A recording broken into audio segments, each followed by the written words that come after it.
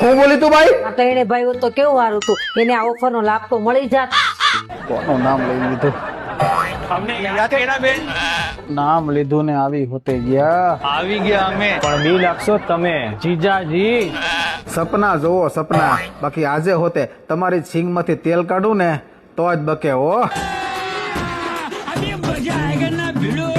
જો તો વાલી, આ તો મને સારું લાગે જીજાજી.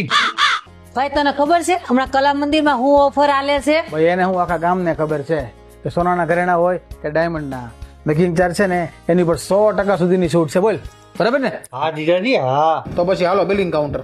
થેન્ક યુ સાહેબ. અને બિલ છે ને આ ભાઈ આપશે. પણ જીજાજી હું તો બાકી ઘરે ભૂલી ગયો છું. એ તો મને ખબર જ હતી. 2 મિનિટ સાહેબ. પણ એમાં પૈસા નથી. પણ એમાંય નથી.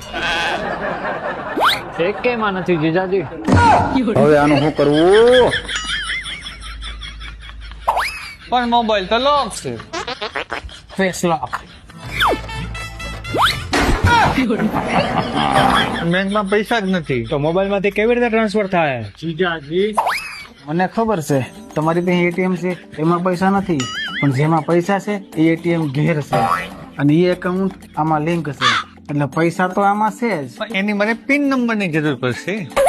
પિન નંબર મને સુંદર 3 એ પહેલાથી આપી જ દીધો છે અને પિન નંબર છે 2121. બરાબર ને? નહીં જીજાજી, પિન નંબર તો 5252 છે, એટલે 2121 થી પેમેન્ટ તો નહીં થાય. પણ હવે થઈ જાય હે. હું જરાક પેમેન્ટ કરતા આવું ત્યાં સુધી તમે બધા ભાઈઓ વાતો કરો શાંતિથી. લ્યો.